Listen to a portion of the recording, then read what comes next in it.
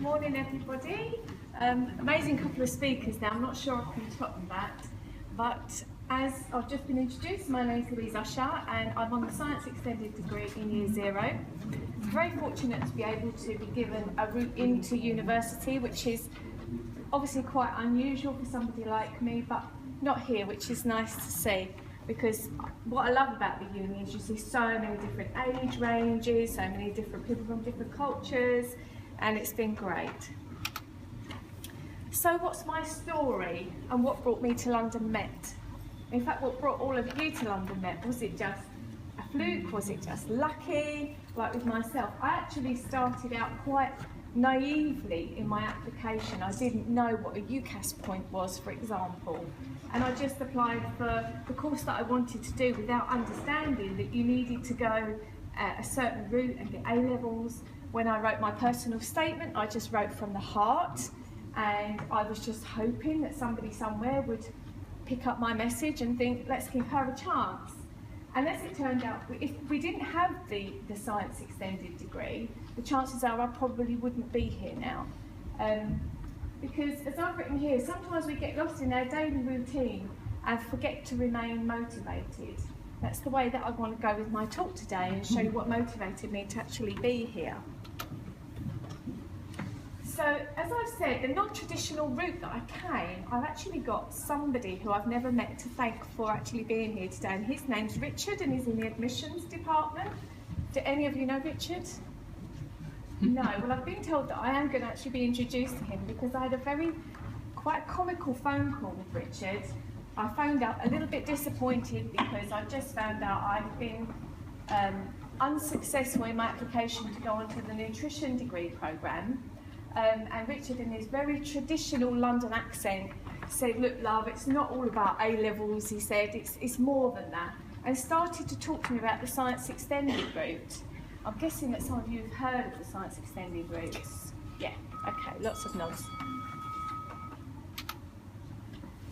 So when I was at school, if you can see that picture there, I didn't realise the screen was going to be quite so huge. Taking A-levels, you know, I mean, it sounds like it was forever ago in the Victorian times, but taking A-levels was for the select few. And I didn't actually know anybody from my school that was going on to university. Of course, that sounds like it was in the dark ages and it was a long time ago. But things are so different now. Pretty much everybody goes on to university or to take A-levels. So what were my options?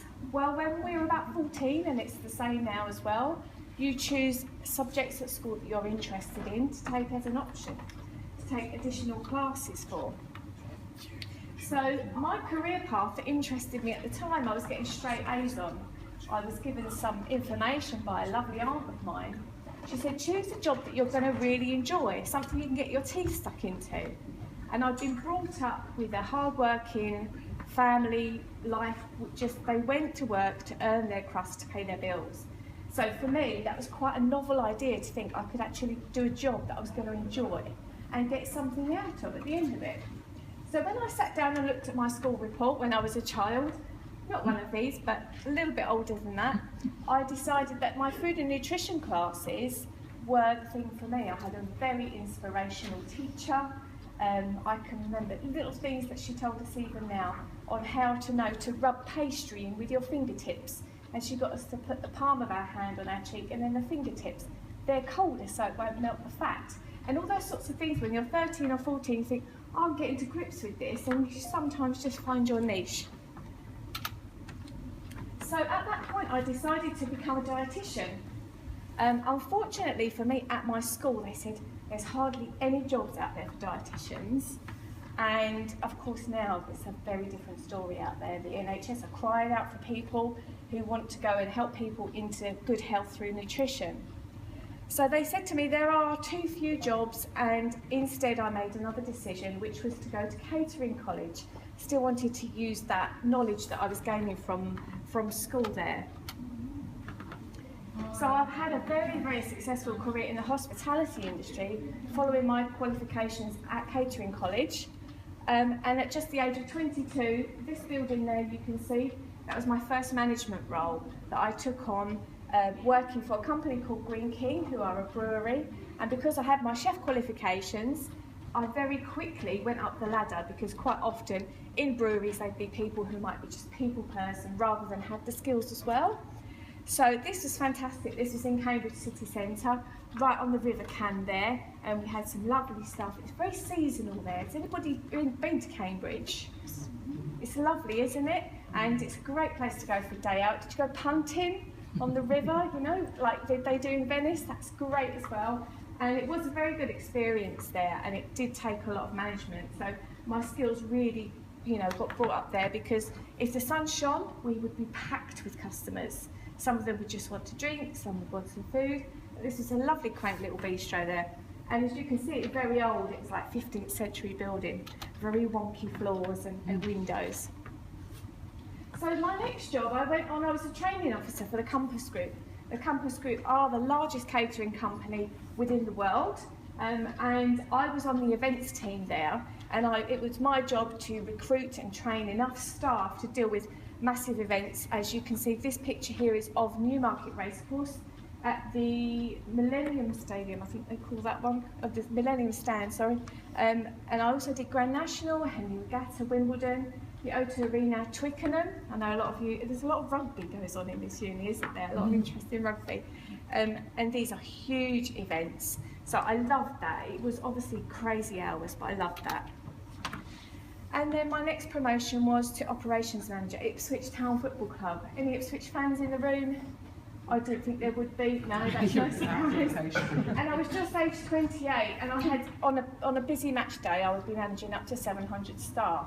So obviously I had managers under me which would help me do that. But it was great job satisfaction. So all of this so far sounds like a real success story, and why did you want to come back to university? And it was great job satisfaction, and I did love my job.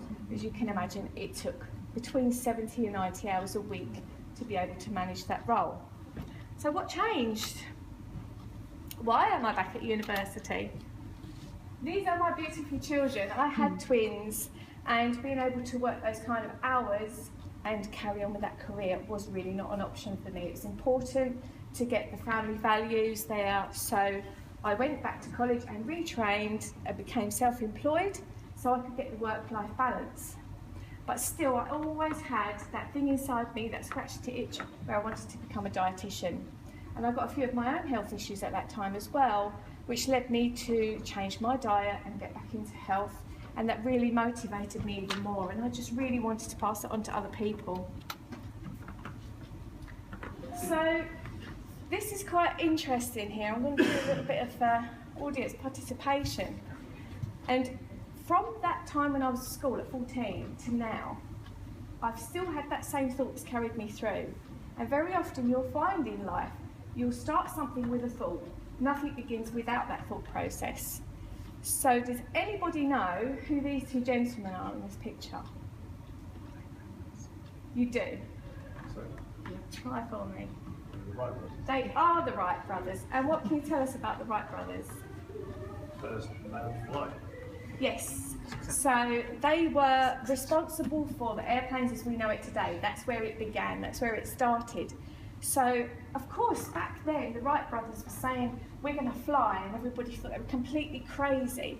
And sometimes it doesn't matter what your path is, what course you're on, whether you're, you know, doing something totally different or whatever it is, somebody somewhere is probably going to say to you, you're a little bit crazy, why the heck are you doing that? A lot of people have said that to me this last year, then, what are you doing going back to university? You know, you're busy enough, you've got family, blah, blah. But if it's something inside you, you're going to start that thought process and it's going to niggle at you until you do something about it. The same with this gentleman. Have we got anybody else other than yourself who knows who this is? There's a bit of a clue in the picture. Try.